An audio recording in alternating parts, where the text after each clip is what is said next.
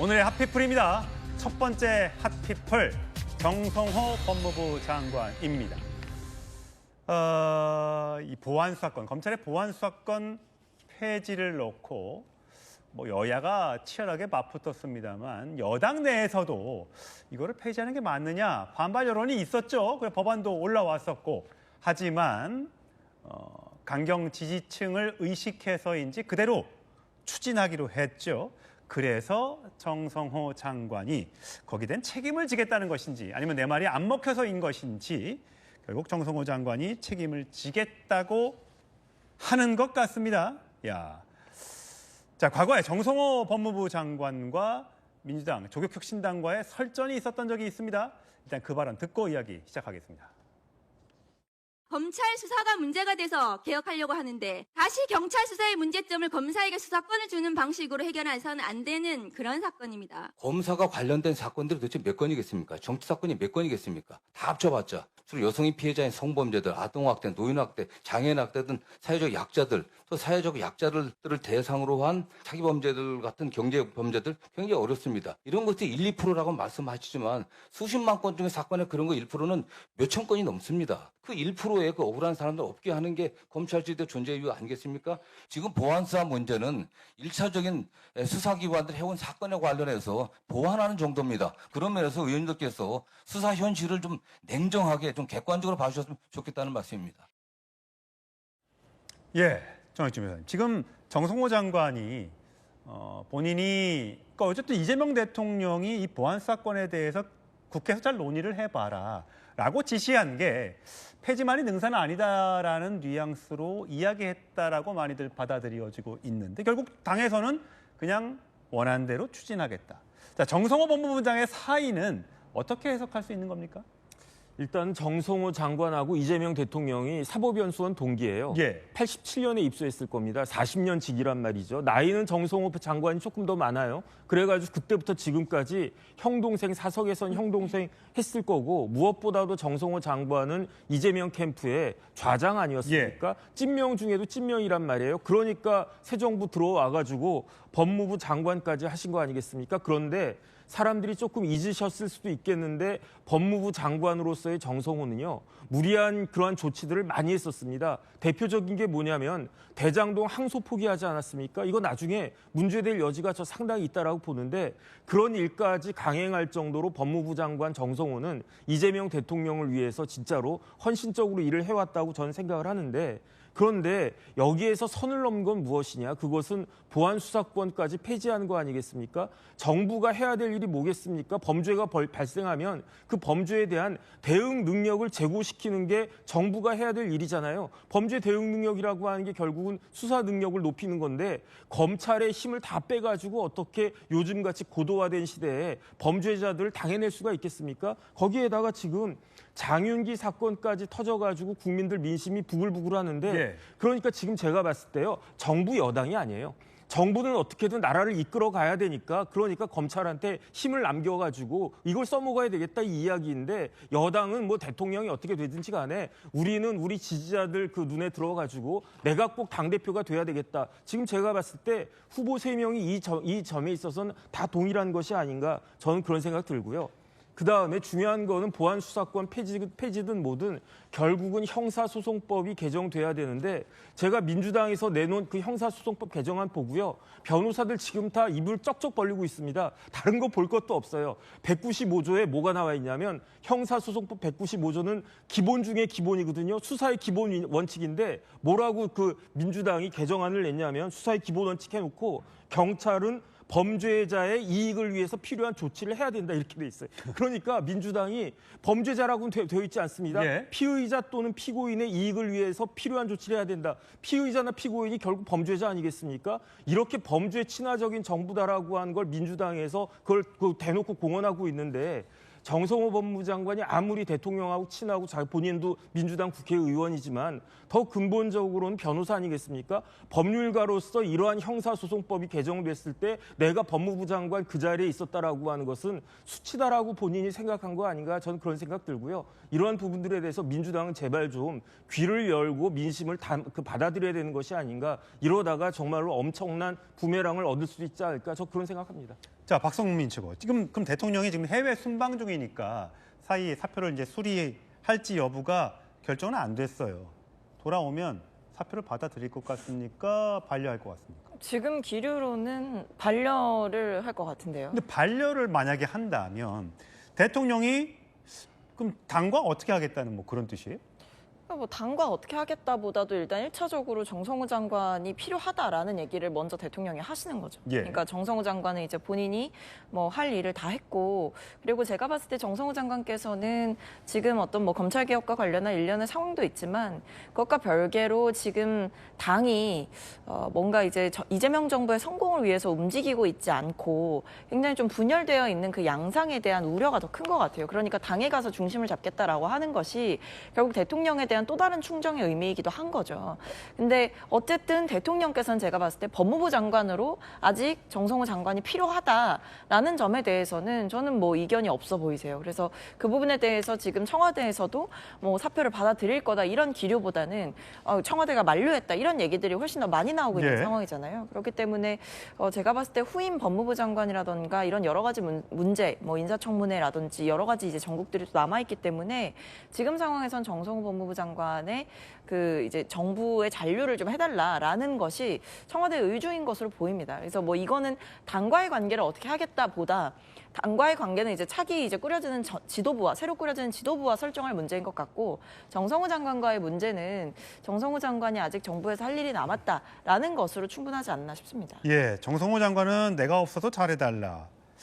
뭐 예전부터 회의 과정에서 정성호 장관이 여러 차례 무력감을 표시해 왔고, 또 형사소송법 개정 과정에서 충분한 수기가 없는 것에 대한 책임감을 느낀 것 같다라는 검찰 관계자의 발언도 있었다고 해요. 어떻게 될 것 같아요? 제가 개인적으로 정성호 장관께 한번 여쭤봤어요. 언제? 지금의 상황을. 뭐 하여튼 최근에, 가장 최근에. 어제. 네. 정성호 장관께서는 의지는 분명하다. 그러니까 본인이 지금 뭐 검찰 개혁에 대한 의지가 쇠퇴하고 이제 퇴색하거나 이런 건 아니에요. 그런 건 아닌데 지금 본인이 이미 많은 부분을 이루어왔다라는 것도 있고, 마지막에 이 보안수사권 폐지와 관련해서 지금 당장 국민들이 이 보안수사권 폐지에 대해서 너무나 걱정이 많지 않습니까? 불안해하시고. 그래서 거기서 발생되는 뭐 피해자라든가 이런 부분들이 분명히 있을 수 있다라는 거예요. 그런 점에 대해서 당이 모르지 않는데도 불구하고 이렇게 밀어붙이는 것, 이것이 오히려 어떻게 보면은 이재명 정부의 개혁의 속도를, 개혁의 완성도를 높이는 다라고 당은 얘기하지만, 어떻게 보면은 이재명 정부를 위기의 상황으로 몰아가고 있다. 그렇기 때문에 당에 가서 현재 이러한 방식이 상당히 그 위험성을 더 가중시키는 그런 방향이 될 수 있다라는 점을 장관직에 있으면서 얘기하면은 그건 뭐 개혁에 대해서 반대하는 것처럼 보일 수 있기 때문에 예. 오히려 당에 가서 한 사람의 민주당 당원이고 또 이재명 정부의 성공을 위하는 그 의원의 입장에서 얘기를 좀 진솔하게 전달해야 되겠다. 지금의 상황을 방치했을 때 앞으로 더 큰 위기의 상황이 올 수 있음을 좀 경고하는 그런 메시지가 필요하겠다라고 판단하셨던 것 같다는 예. 생각이 들더라고요. 자, 정성호 장관 사의 표명에 국민의힘은 어떤 반응을 보였을까요? 대변인의 발언 들어보시죠. 얼마나 무리한 폭주였으면 이재명 대통령이 사석에서 성호형이라 부르다던 친명계 자장 정성호 법무부 장관마저 사표를 던졌겠습니까? 부동산 폭적을 직격한 이현주 의원에 이어 정 장관마저 사퇴 카드로 등 돌리면서 친명 붕괴와 친명 각자 도생의 막이 올랐습니다. 민주당 내 양심 있는 의원들 역시 소신껏 반대표를 던져주십시오. 이재명 대통령 또한 거부권을 행사해야 합니다. 국민의 인권을 버린 대가는 정권의 조기 레임덕과 혹독한 심판뿐임을 엄중히 경고합니다. 이재명 대통령이 정성호 법무부 장관의 사표를 수리하면 당의 뜻을 따르겠다라는 뜻으로 해석될 수 있고, 반대로 반려를 하게 되면 난 당의 뜻과 다른데? 라고 하면서 이게 당정 관계가 삐걱거리는 것을 보여주는 동시에 혹시라도 지금 국민의힘이 얘기했던 것처럼 거부권을 행사할 가능성. 자, 얼마나 있어 보입니까? 거부권? 지금 대통령이 이제 외국 순방 중이신데 여기에 대해서는 뭐 아무런 지금 언급을 하고 있지는 않습니다. 그런데 저는 아마 반려하지 않을까 좀 생각이 돼요. 왜냐하면 대통령이 생각하는 또 최측근 중에 한 분 아니시겠습니까? 이제 또 정성호 장관이 합리적인 진보라고 불릴 정도로 강경론자는 아니에요.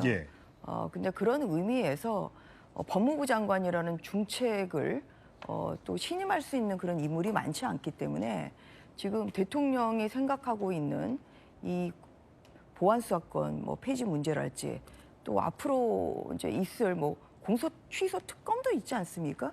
그리고 또 올 가을에 이제 출범하게 될 뭐 중수청이랄지 아니면 공소청 문제 이제 이런 것까지 다 마무리를 아마 정성호 장관이 해주기를 대통령은 바랄 것 같아요. 그런 면에서 사의를 아마 반려할 가능성이 저는 굉장히 크다고 봅니다. 그런데 이제 그 이 보안사건 이제 폐지를 지금 민주당이 지금 전당대회를 앞두고 있다 보니까 지금 7월 말 그러니까 이번 주에는 지금 마무리를 하겠다는 거거든요. 그런데 처음에는 사실 대통령은 이 보안사건 폐지에 대해서는 좀 회의적이셨죠. 완전 폐지에 대해서는 우려감을 가지고 있으면서 올 1월에는 예외적으로는 허용을 해야 되는 거 아니냐 이제 이렇게 얘기를 했단 말이에요.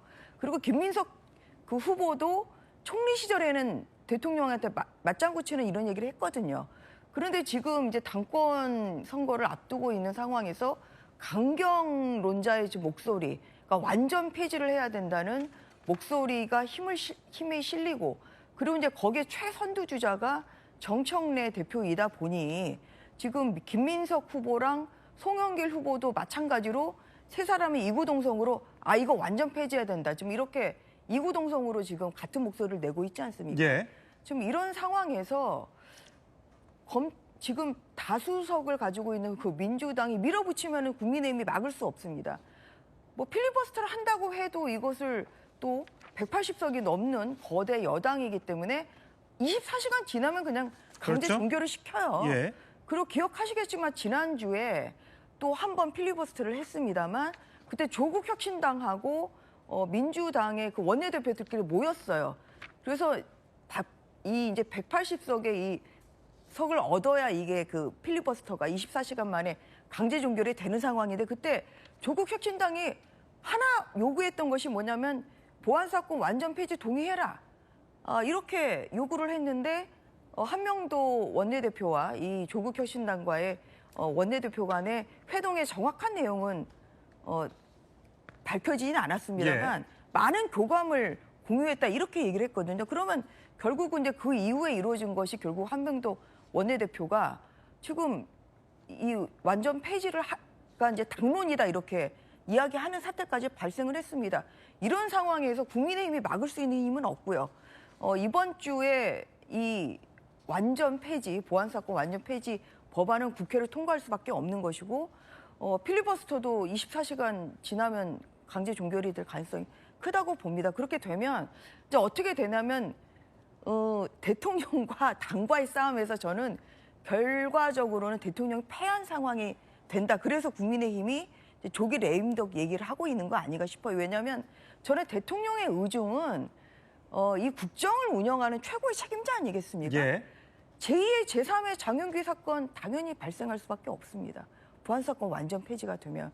그러면 그 책임은 결국은 대통령에게 갈 수밖에 없는 것이 굉장히 부담스러운 거고 아마 정성호 법무부 장관도 그런 것이 명약 관아인 상황이기 때문에 이 상황이 굉장히 부담스럽고 그런데 이것이 관철이 안 되는 상황이기 때문에 본인이 여기에 대해서 책임을 지겠다 내지는 오히려 책임 회피용으로 오히려 사의를 저는 표한 거 아닌가 싶고요. 어떻게 보면 불만인 거죠. 당이 너무 이 국민의 목소리보다는 오히려 강성 낙원들의 목소리를 휘둘리는 것이 굉장히 불만인 상황에서 지금 법무부 장관으로서는 보안수사권 폐지를 해야 되는 이런 상황이 됐기 때문에 이제 그러한 면에서 본인이 더 이상 할 수 있는 것이 없다는 그러한 생각에 저는 뭐 사의를 표명한 것으로 보입니다만 다시 한번 그 말씀드립니다만 대통령의 사의 표명을 수용하기는 저는 쉽지 않다 이렇게 생각합니다. 민주당에서는 이런 소리가 나오고 있습니다. 박지원 의원의 목소리 들어보시죠.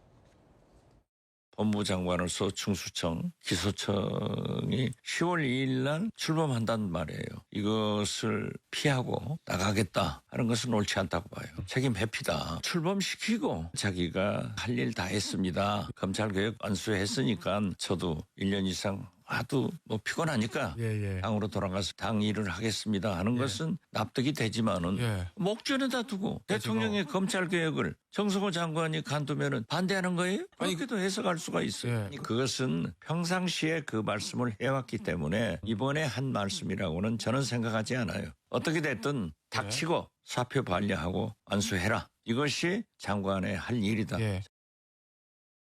닥치고 사표를 반려하라라는 조언이 있었어요.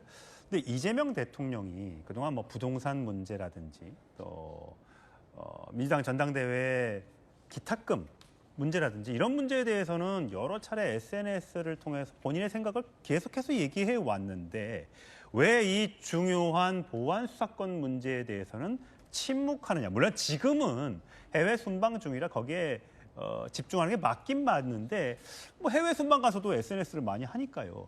왜 여기에 대해서는 아무 말 없다고 생각하는 겁니까? 아무 말씀 안 하시진 않으셨죠. 대통령께서도 보안수사권 폐지와 관련해서 수차례 본인의 입장을 명확하게 밝히신 바가 있어요.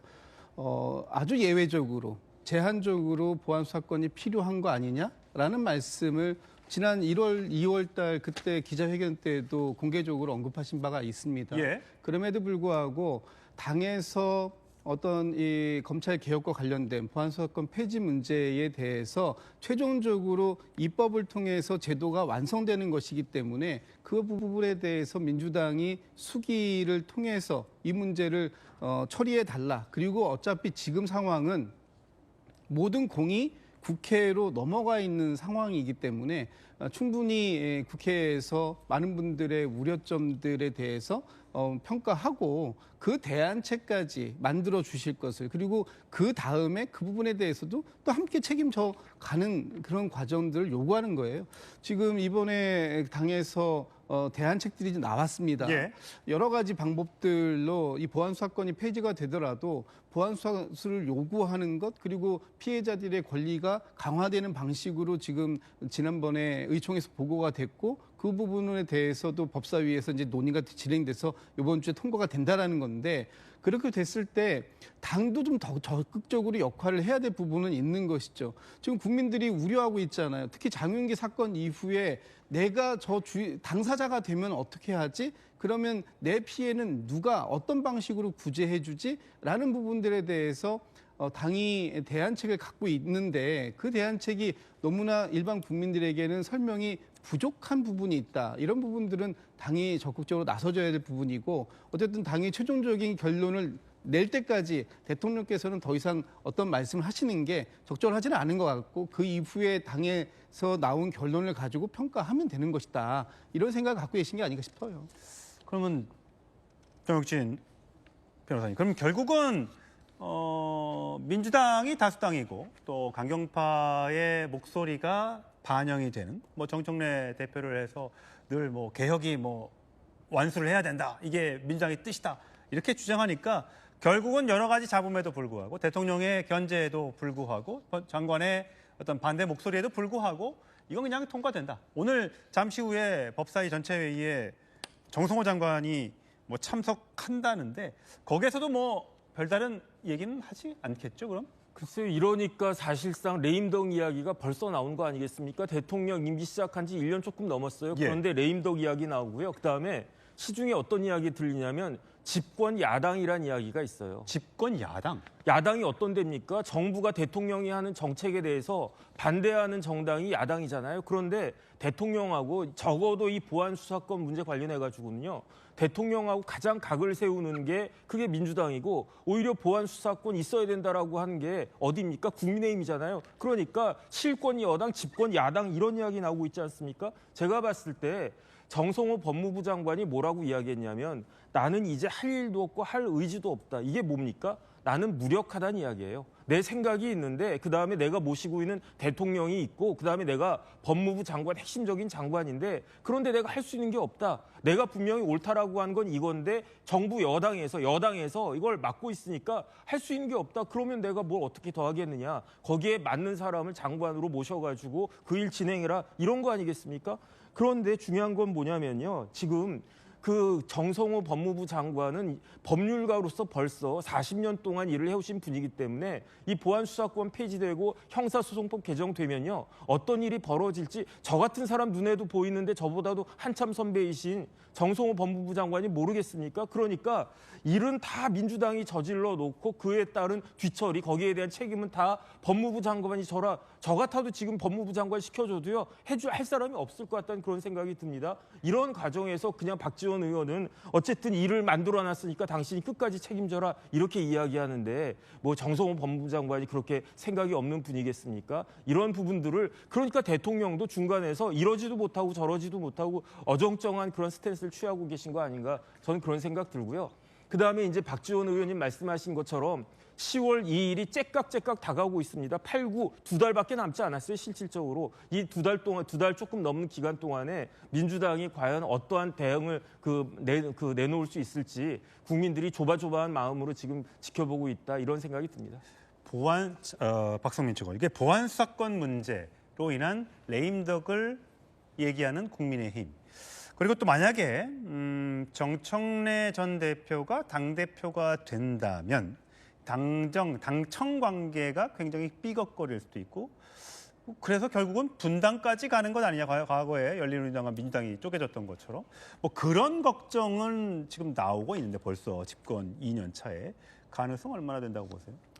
뭐 제가 봤을 때 지금 상황에서는 그런 뭐 분당 가능성 이런 거는 전혀 가능성이 없어 보인다는 생각이 누가 들어요. 되든 그러니까 정청래 전 대표가 당대표가 되든 김민석, 송영길 후보가 당대표가 되든 누가 되더라도 지금의 어떤 이런 분위기 상에서 뭐 정책도 그렇고 또 여러 가지 뭐 사람 간의 관계도 이렇고 이게 함께 가기 너무 어려울 것 같다라는 얘기를 하는데요. 근데 저는 전당대회가 끝나면 그래도 한 차례 정리는 될 거라고 봅니다. 봉합이 될 거다? 네, 그러니까 뭐 봉합이 된다라기보다는 어쨌든 결론이 나는 거죠. 그러니까 결국에는 이제 전당대회 결과가 어떻게 되든지 간에 무엇이든 결과를 볼 수 있는 타이밍 아니겠습니까? 그냥 이게 우리가 그냥 뭐 어떤 이런 전당대회라는 계기 없이 각자 그냥 분열돼서 계속 싸우는 국면이 아니라 어떻게 보면 전당대회라는 하나의 국면을 맞이해서 그 과정 가운데 어느 정도 객관적인 평가를 받아볼 수 있다는 거예요. 국민들과 당원들로부터 평가를 받는 것이고 또 거기에 대한 결과에 따라서 거기에 대해서 해석을 하고 또 고민을 하고 그럴 수 있는 국면과 타이밍이 하나 만들어졌기 때문에